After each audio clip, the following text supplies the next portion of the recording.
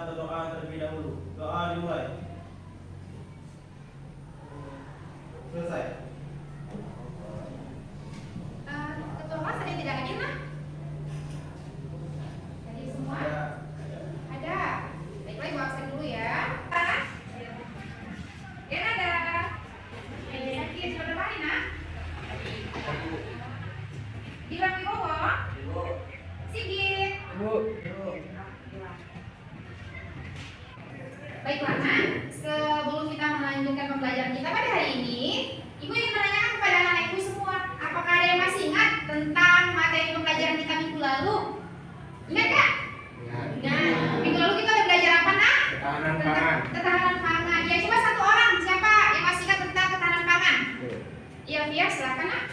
Pada minggu lalu kita telah mempelajari tentang ketahanan pangan di Indonesia. Ketahanan pangan adalah kondisi terbentuknya pangan bagi negara sampai dengan perseorangan. Tersedianya cukup baik jumlah dan mutunya, aman, beragam, bergizi, merata, sehat, aktif, dan produktif secara berkelanjutan. Ada 4 komponen yang harus dipenuhi untuk mencapai ketahanan pangan. Yang pertama, kecukupan ketersediaan pangan. Yang kedua, stabilitas. Yang ketiga, aksesibilitas atau keterjangkauan. Dan yang terakhir ada kualitas atau keamanan pangan. Oke, bagus sekali. Masih ingat ya? Masuk ke materi ini, ibu akan memberitahu anak ibu semua tentang tujuan pembelajaran kita. Di sini ada indikator pencapaian potensinya, yaitu mengidentifikasi faktor yang mempengaruhi dinamika kependudukan, menghitung angka kelahiran, kematian, dan migrasi, dan mengukur tingkat pertumbuhan dan proyeksi penduduk. Dengan tujuan pembelajaran, anak-anak ibu semua dapat mempresentasikan hasil analisis tentang angka kelahiran, kematian, dan migrasi penduduk. Baiklah, sebelum ibu lanjutkan materi, seperti biasa ibu akan memberitahu anak-anak ibu semua tentang penilaian yang akan ibu lakukan selama pembelajaran nanti. Di sini ada 3 sistem penilaian yang akan ibu lakukan. Yang pertama, ada penilaian sikap, penilaian pengetahuan, dan ada penilaian keterampilan. Seperti biasa ya. Jadi aktivitas pembelajaran kita hari ini akan ibu nilai. Semangat ya anak-anak ibu belajar hari ini ya. Anak-anak ibu semua kemarin sudah ibu bagikan ya di WA group tentang materi kita yang dibaca, nak, di rumah. Sudah ya, tentang dinamika kependudukan ini. Berarti anak-anak ibu sudah melakukan literasi namanya. Nah, kalau kita belajar tentang kependudukan, berarti kita mau mempelajari tentang siapa, nak? Masyarakat Indonesia ya di sini ya, karena kita tinggal di Indonesia ya, nak. Sebelumnya ibu mau nanya sama anak-anak ibu semua, berapakah sih jumlah penduduk dunia saat ini? Ada yang tahu? Bukan riset namanya, Bu. Sekitaran 8,2 miliar. 8,2 miliar, berarti di atas 8M ya jumlah penduduk dunia saat ini. Banyak nggak tuh? Banyak ya, nak. Nah, kalau Indonesia berapa sih jumlah penduduknya saat ini? Berapa jumlah penduduk kita berdasarkan data statistik yang baru dihitung tahun lalu? 200 juta? Iya, Indonesia itu masuk peringkat keberapa penduduk terbanyak di dunia, nak? Peringkat keempat ya. Yang pertama siapa? China. Penduduk terbanyak kedua? India. Ya, yang ketiga? Amerika. Serikat yang keempat? Indonesia.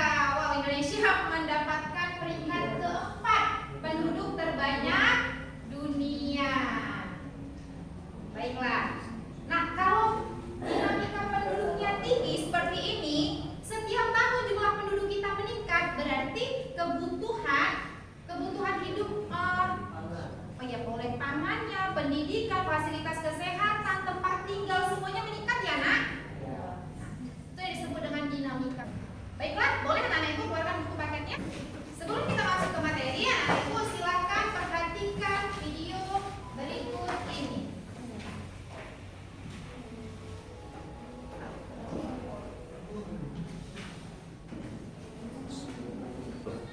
Baiklah, nah, sudah diamati tayangan video tadi? Apa yang anak-anak ibu lihat dari tayangan video barusan, nak?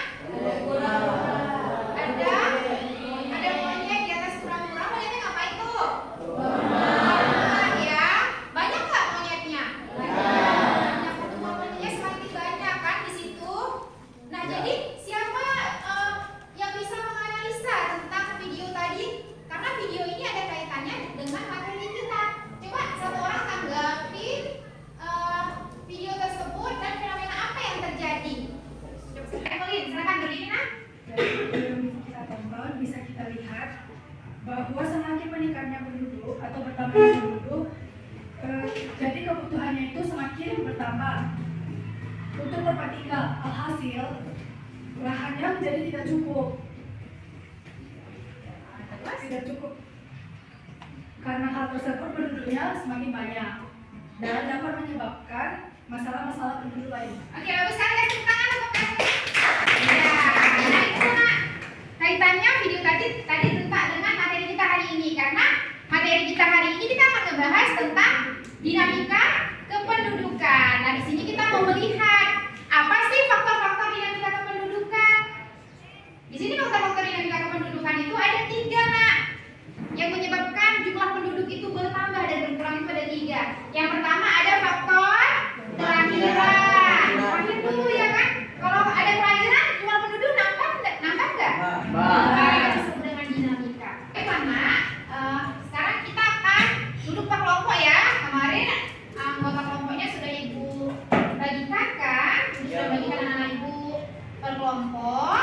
Di situ ibu sudah membagi secara heterogen dengan kemampuan yang berbeda-beda. Jadi sekarang anak ibu silakan duduk dengan kelompoknya masing-masing. Ayo. Baiklah nak, ini ibu akan membagikan tempat kerja peserta didik. Silakan kerjakan RKPD ini dalam waktu 30 menit. Kelompok 1, kelompok 2. Anak ibu buat faktor dinamika kependudukan itu ya apa aja. Nah di sini lihat angka kelahiran, angka kematian. Tuliskan kakak, cari terusnya yang tadi 3 kecamatan di wilayah tempat tinggal kalian. Lihat angka kelahiran kasarnya berapa. Itu kan di RKPD sudah ibu tuliskan jumlah penduduknya ya nak. Boleh menggunakan rumus yang tadi ya. Apa aja yang kamu itu? Kelompok 2 bagaimana? Aman ya? Assalamualaikum warahmatullahi wabarakatuh. Waalaikumsalam warahmatullahi wabarakatuh. Kami dari kelompok 4 ingin mempresentasikan hasil kerja kami. Pada teman saya persilahkan. Mengidentifikasi faktor pendorong kelahiran atau pronatalitas dan faktor penghambat atau antinatalitas. Faktor pendorong atau pronatalitas. Yang pertama yaitu pernikahan pada usia muda, yang kedua tingkat kesehatan, yang ketiga asumsi bahwa banyak anak berarti banyak rezeki, yang keempat kebutuhan tenaga kerja khususnya di daerah agraris tradisional, yang kelima kurangnya informasi tentang pentingnya program keluarga bencana, dan yang keenam keinginan memperoleh anak laki-laki seperti penentu status dan penerus nama keluarga. Faktor penghambat atau antinatalitas. Yang pertama pelaksanaan program keluarga bencana, yang kedua asumsi bahwa anak sebagai beban keluarga, yang ketiga pembatasan tunjangan anak dari tempat kerja orang tua, dan yang keempat penundaan usia pernikahan. Nomor 2, hitunglah angka CDR atau angka kelahiran kasar. Untuk cara mencari CDR, B per P kali K, yaitu B angka kelahiran 376, P jumlah penduduk. Sekian presentasi dari kami. Apakah ada yang mau bertanya? Saya mau bertanya, sehingga berkurangnya SDM. Bagaimana cara mengatasi berkurangnya SDM yang dapat berdampak bagi negara untuk kemajuannya? Sekian, terima kasih. Baiklah, pertanyaan dari Bu Siarga akan dijawab oleh teman saya. Saya akan menjawab pertanyaan dari Gustiarga. Untuk kita mengatasi sumber daya tersebut, pemerintah itu harus melakukan program-program atau kegiatan-kegiatan itu bagi masyarakat. Seperti salah satunya pelatihan-pelatihan yang ada di desa-desa. Kami akhiri dengan Assalamualaikum warahmatullahi wabarakatuh. Waalaikumsalam warahmatullahi wabarakatuh.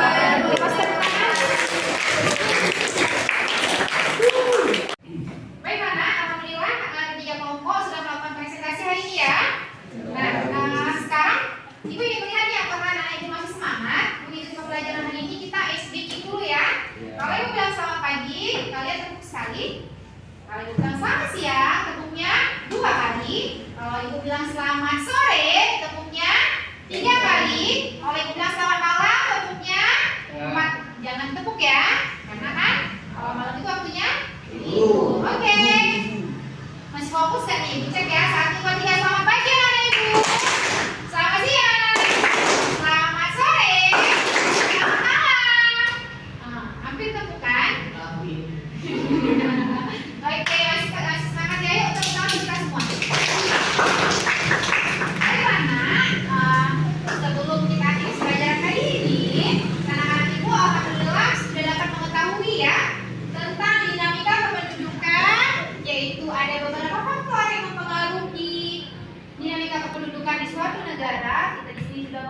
bagaimana sih pertumbuhan di negara kita. Tadi sudah kita lihat rumusnya. Anak-anak ibu juga sudah paham cara menghitung angka kelahiran, angka kematian, dan migrasi juga proyeksi penduduknya. Coba satu orang siapa yang bisa menyimpulkan materi pembelajaran kita hari ini? Siapa? Ya, Bella, silakan berdiri nak. Jadi pun terdapat faktor dinamika penduduk atau perubahan jumlah penduduk yang dimana faktor utama itu ada kelahiran atau natalitas yang penyebabnya masa perkawinan di usia muda tidak kesehatan yang baik. Yang kedua ada faktor kematian atau mortalitas yang penyebabnya ada wabah penyakit, peperangan, dan kriminalitas. Yang ketiga ada migrasi atau perpindahan yang penyebabnya kurangnya lapangan kerja dan melanjutkan pendidikan. Oke, bagus sekali tepuk tangan. Alhamdulillah ya, anak-anak ibu tadi sudah dapat memahami materi pembelajaran kita hari ini. Nah, di sini ibu akan memberitahu skor terbaik, skor individu terbaik dalam proses pembelajaran kita. Siapa ya kira-kira ya yang nilai paling tinggi? Ya, kira-kira.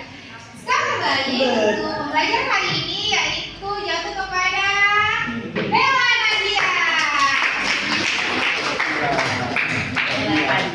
Kalau kelompok presentasi hari ini jatuh pada kelompok 3. Baiklah nak, selanjutnya kita akan melakukan soal evaluasi ya. Coba anak ibu semua seperti biasa keluarkan handphonenya. Ibu akan membagikan soal kalau ibu belum. Ibu bagikan soal evaluasi sebanyak 5 soal di WA grup kelas. Silakan cek anak ibu. Itu soal sudah ibu kirim, kerjakan dalam waktu 5 menit. Sudah selesai nak? Ya, kalau sudah kirim, simpan kembali handphonenya. Simpan kembali handphonenya. Ya, sudah selesai nak ya. Sebelum mengakhiri pembelajaran hari ini, ibu akan memberitahukan kepada anak-anak ibu semua kalau kita minggu depan itu akan masuk ke materi indeks pembangunan manusia. Kualitas penduduk dan indeks pembangunan manusia. Nanti ibu akan share materi. Silakan anak-anak ibu baca materi yang ibu share dan baca buku pegangan siswanya nak ya. Ada pertanyaan sampai di sini? Tidak ada. Baiklah, kalau tidak ada, seperti biasa, ketua kelas tutup pembelajaran kita hari ini dengan doa. Sebelum mengakhiri pelajaran pada hari ini, marilah kita berdoa turut bacaan masing-masing. Doa dimulai.